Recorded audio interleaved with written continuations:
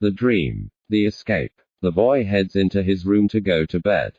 He sits on his bed and pulls out the crystal.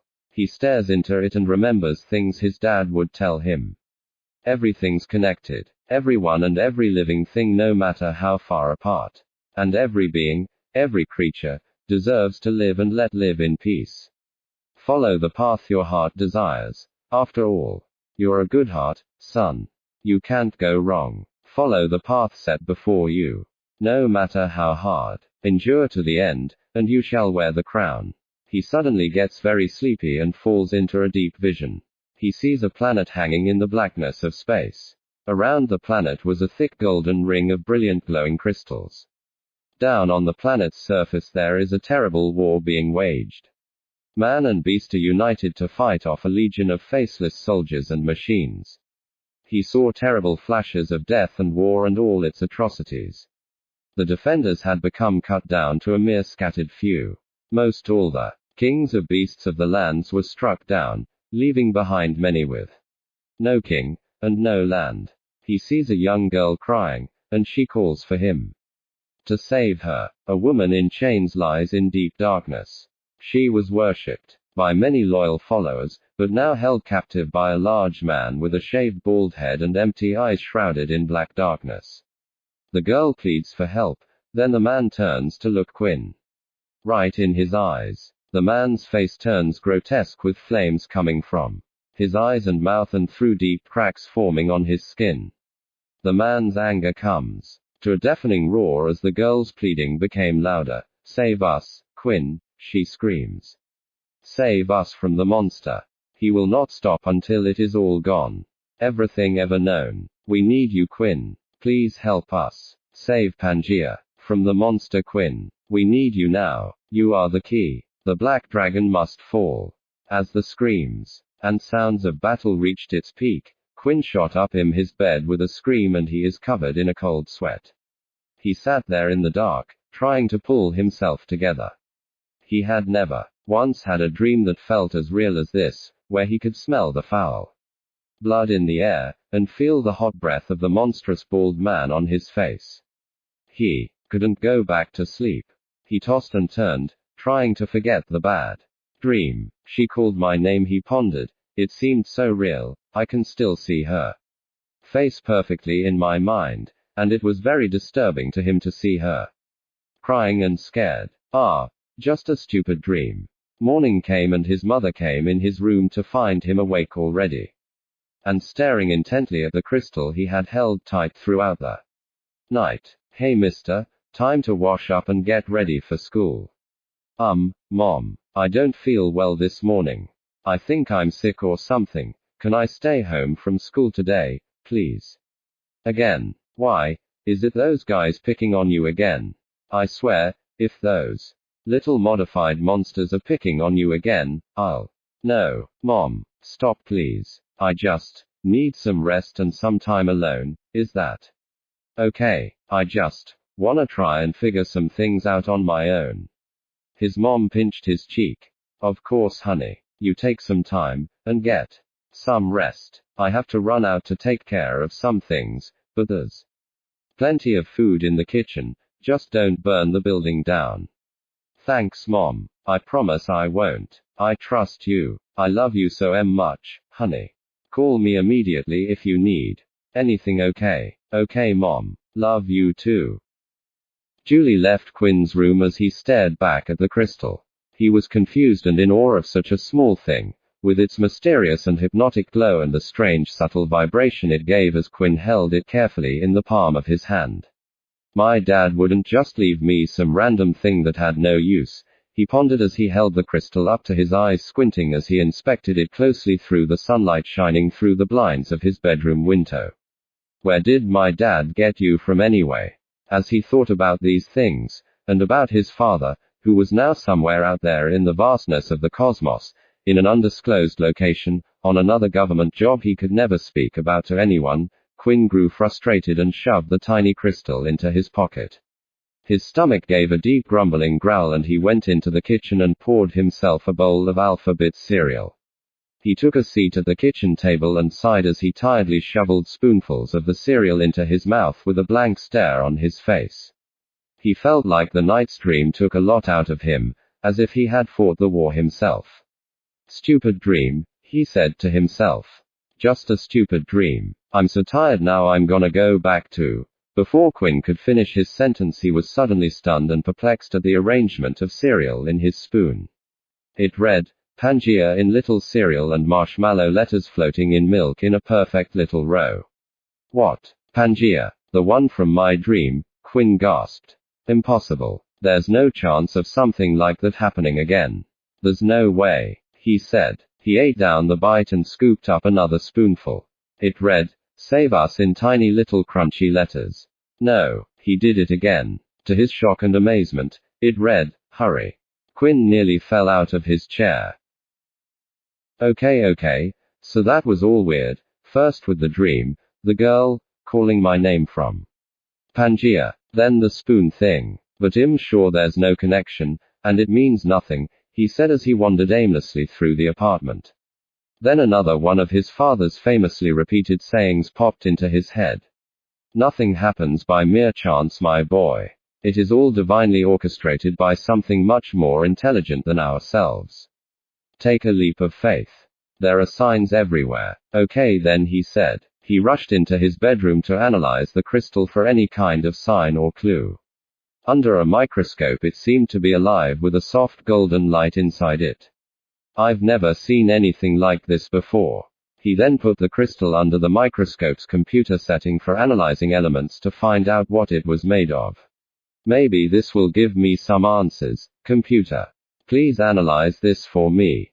Computer, analysis beginning. Come on, he said as the computer beeped and hummed, then suddenly it spoke. This element is not from this Earth or this solar system.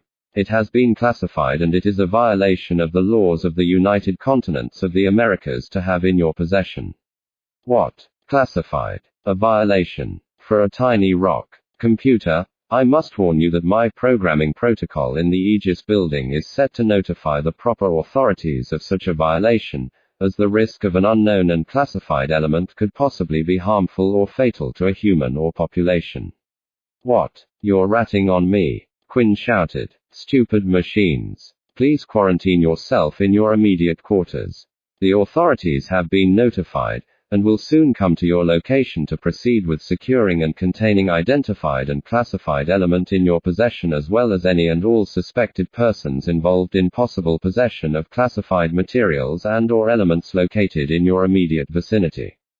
Charges may be filed, possibly resulting in incarceration of those in possession of such elements or materials made classified by any entity or agency named or unnamed, official or unofficial, assigned or employed by the powers of the owners, donors, legislators, officials, councils, or special assigned affiliates. Good day, remain in your current and immediate location, and may the great United Continents of the Americas and the righteous white hand ever prosper and prevail over all. Oh wow, computer, I do not like you anymore. Not at all. Holy crap, what do I do, where do I go? Stupid crystal. Quinn threw the small crystal towards his big telescope he had positioned by his window and computer. The crystal bounced off the telescope, slightly moving its lens, then fell gently onto a number on his keyboard, then onto another, pushing in coordinates and aiming his telescope in its direction. He watched it unfold as if in slow motion. And as he looked at the picture that popped up on his monitor, his jaw dropped. There, hanging in the blackness of space, was a beautiful blue planet with a golden ring around it. The very same he saw in his dream. Though its name was labeled as Elysia, he knew for certain this was the world he saw in his dream. Quinn quickly read the little bit of information available about the planet.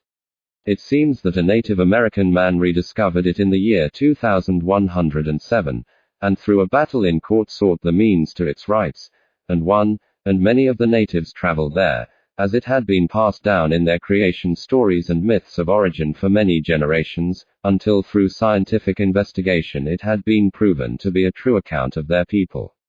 But now it seemed that no other information was available for the last several decades. It had become classified, and there was a strict ban on traveling to and from there for unknown reasons. And was recently labeled a dead planet, uninhabitable. Okay, this is all getting kind of heavy. But, this is real, right? I'm not going crazy, am I? Listen to my heart, right? Follow the path set before me, blah blah blah, and help people and stuff. God, I don't know what to do.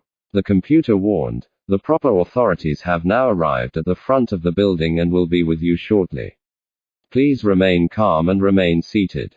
Quinn looked at the security camera in the front entrance to see 3 menacing-looking men in black armor being let in by Arthur, the robotic doorman, who looked terribly distressed as they rushed into the building. They'll be up on my floor in about 3 minutes, Quinn whispered to himself nervously. He stopped himself from panicking and closed his eyes, clutching the mysterious crystal in his hand. He saw the girl's face. The enslaved queen. A dying world. He didn't know exactly what he was about to get himself into, but he was following his heart. And his heart was telling him that there may be someone in grave danger and needed help. He was scared, and had no idea on how to help, but he had to try. Because he is a Goodheart. And Goodhearts help people. There was a loud bang bang bang on the front door. This is the law. We've been dispatched to your living quarters. We will enter if you do not respond. Do you understand? Quinn quickly downloaded the coordinates of the strange planet and ran into his parents' room. He opened his father's closet and reached into a certain pocket of a particular jacket, and pulled out the ignition key to the Sparrow. A project he and his father had been working on less and less. It was a small but powerful aircraft that was capable of domestic space travel. But the thing was, Quinn had never actually taken it off the ground. He ran to the kitchen to maybe grab something to eat later, but suddenly the front door burst open, so Quinn had to rush out the back window and try to climb up to the rooftop of the 7-story building where the Sparrow was parked. He looked down and nearly fell, but he clambered up the building as fast as he could. The boy's mother came rushing in the front door, fearful of what might have happened. A soldier stopped her. "Do you live here?" "Of course I do. Where is my son?" "And who are you? You're not wearing any badge or identification." "Officer 2, we got a runner," he said, looking through the back window. "He's headed to the rooftop." "My son is out there. Don't you point your weapons at my child, Quinn." As she ran towards the window to look, one of the officers grabbed Julie hard by the arm and neck and threw her to the ground. "You stay right there and don't move." Julie laid there stunned for a moment until it was clear, and she ran to her bedroom where she kept a safe in the wall. She quickly opened it and pulled out a firearm of her own. Quinn struggled to make it up to the top. He felt weak, like he was going to give up and fall. Then he felt the crystal get warm in his shirt pocket, and somehow he found the strength. Officer 2 climbed up after him, but Quinn reached the top of the building and ran towards the designated landing pad where the sporty Sparrow sat gleaming. He pushed a button and the bubble hatch opened up and the Sparrow came to life with chirps and beeps.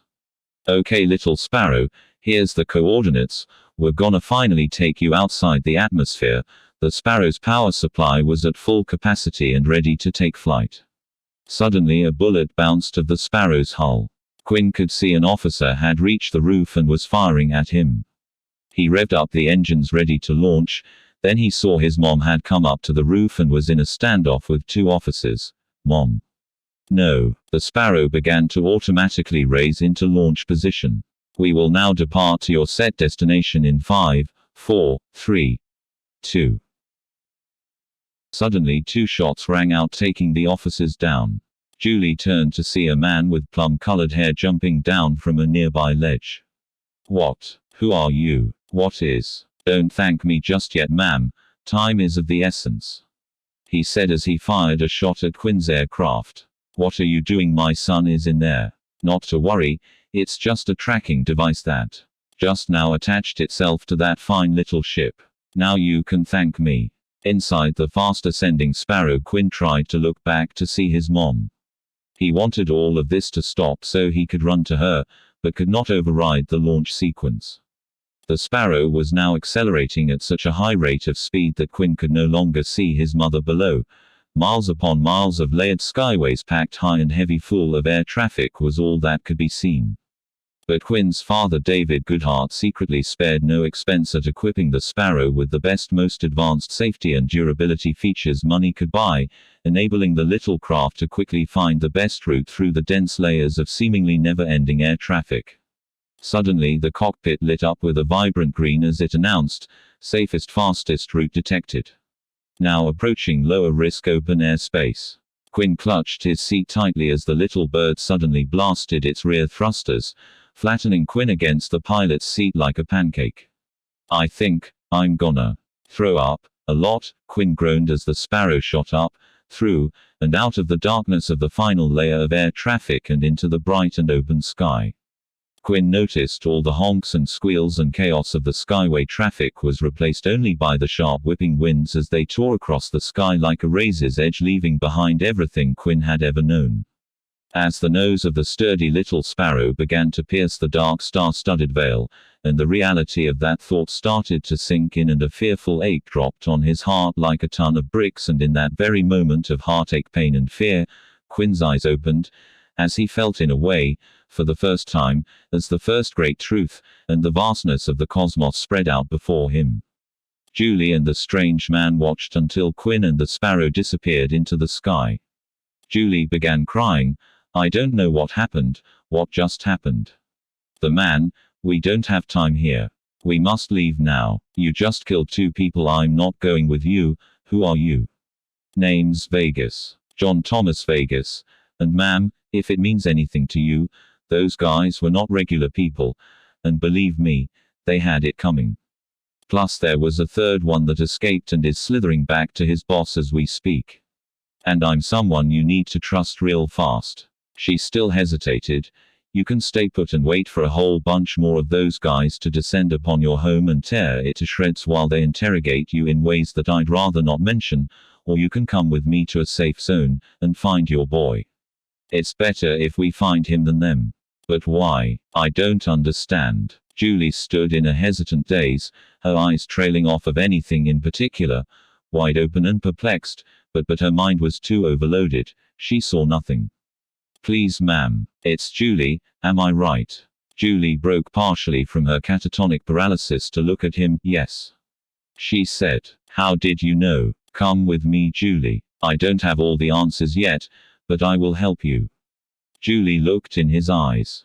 "Please help me find my boy, please. You have my word," he said, extending a hand. "But we got a split, like 30 seconds ago." She took his hand, and they fled the scene.